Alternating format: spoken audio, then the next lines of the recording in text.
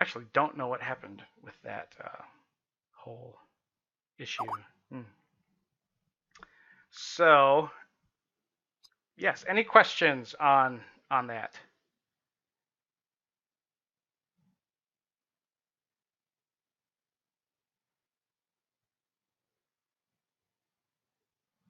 All right,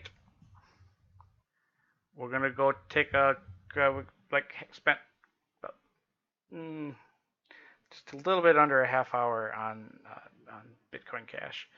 Um, Bitcoin Cash is just a really cool history um, of cryptocurrencies in general. It's just a really kind of neat episode, and that was really, if you were trading cryptocurrencies at the time, you probably will always remember it. It was a very very volatile time too. It was just very very uh, uh, it kind of prepares us for what may happen, and I'm happy that that kind of thing happened, so early in the history of these currencies because uh, it really set up for everybody else to realize that hard forks are not something that people want to do. It wasn't like it was more drastic than what happened with Ethereum. Um, if you own pre-fork coins, are you always entitled to both fork coins? That depends on a couple of things. It depends on when you owned them, where you have them stored, and I said a few things or two things. If you own pre-fork coins, are you always entitled to? I mean, if you meet all the requirements for getting the coins that come off of a fork, or like when um, Mr. S was talking about airdrops, um, you you just kind of have to get in them before that time. It's almost like uh, dividends. If some people like to do the dividend capture strategy where you got to make sure you hold the thing before the ex dividend date, and then you can sell it after that. Um, it's kind of like that. All right. Um, Now I want to take a quick look at the entire sector of cryptocurrencies because while Bitcoin is a little um, I can't wait for the day actually that we can have another major base currency other than Bitcoin. But Bitcoin has been in this really consolidative range. In fact, and I hope Andrew won't kill me for talking about something that he likes, is Ichimoku. Uh, uh, Ichimoku, if you is anybody not familiar with Ichimoku? Ichimoku. There's all sorts of ways to pronounce it.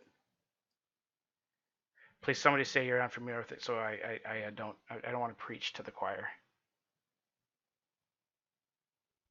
I'm not going to go into a crazy amount of detail either, but I have an old chart where I have a 4 cloud setup. I have a daily cloud, a 8-hour cloud, a 4-hour cloud, and then a 1-hour cloud.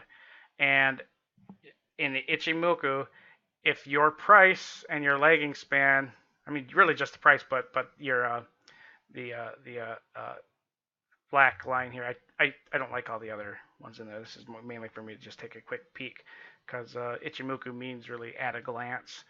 Um, it's a trading system that's an indicator. It's nobody's ever used it. I mean, if you have struggled to find something that can help with becoming profitable, I mean, for me, Ichimoku was one of the things that really really helped me learn to be profitable. And because there's a lot, this is a really often used but ill-taught system that is one of the few things that can really help you learn how to trade effectively because it touches on so many components of trading um, in one kind of whole package. But we're saying that we are in consolidation. They say you should not trade if price is inside the cloud. So we are in this entire thick consolidation area in Bitcoin. We're inside the daily. We're just, I mean, not really inside the hourly, but we're all kind of squelched and pushed up in here. It doesn't look like Ethereum's chart. This thing is just up there a lot.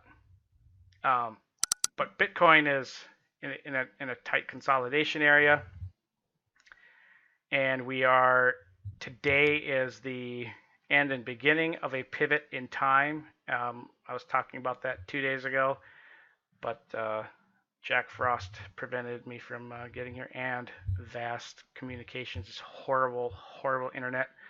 I dropped them, and a new provider with the gigabyte fiber optic stuff is getting here on Monday, and it was one of those things where I did not consult my wife, but it's easier to just do it and then ask for forgiveness, because I really hate the internet here. I married into this internet just like our cats, and I really, really hate the internet provider.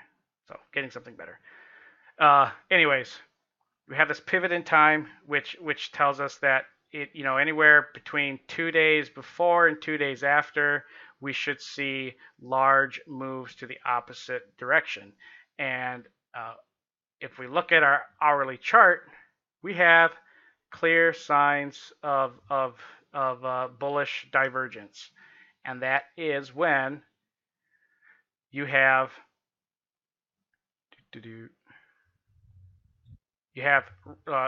decreasing lows, or you have a sorry, I cannot talk today. But we have lower lows, but we have higher lows in our oscillators.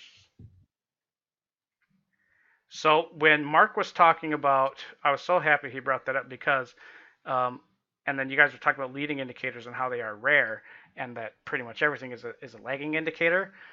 Oscillators are lagging indicators, but when they start to spot divergences, then they become a leading indicator. And so with that elders, with the force index, really people, you kind of want to trade and go long when the force index is down here, and then sell it when it's up there. But I'm really we're looking at I'm trying to figure out the best way to describe it, but when volume's added to the calculation, it kind of gives a greater indication of what is happening. And the move here, if we take a look,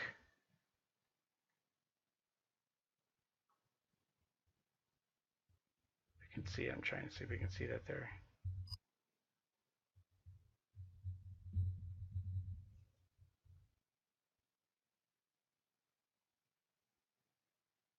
Okay, I'm still here, sorry.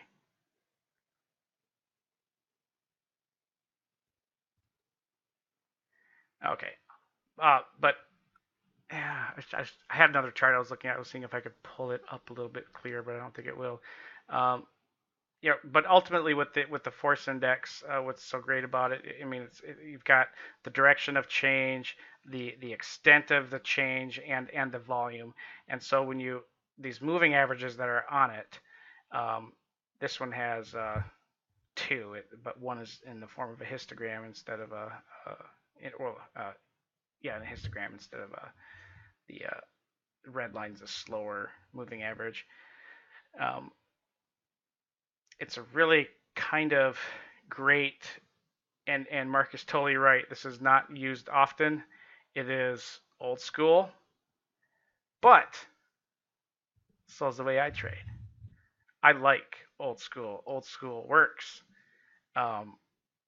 This indicator is fantastic. I don't use it enough. but it can really give you really great predictive um, um, results with where price may be going, especially when it starts to dip a lot. You know that you are getting to an area of reversal. So how does that look on here on Bitcoin? Early price projection on the 13th for tomorrow. I have that if we want to get higher with Bitcoin, Bitcoin has to trade very, very heavily to the top side, um, and it has to get above 14,213. It has to. Otherwise, by the 16th, we should be trading under 12,321. But I still have on my price projection, because it is still there, that by the 16th, we should be within this range of 17,876.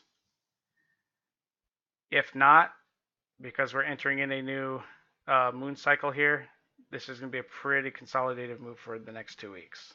That's the highest probability move, is that if we don't get a nice drive to the top, we're going to have a very dull trade for the next 2 weeks. However, that doesn't worry me so much, because if you look on my screen to the right here with all these coins, we have finally had a return of capital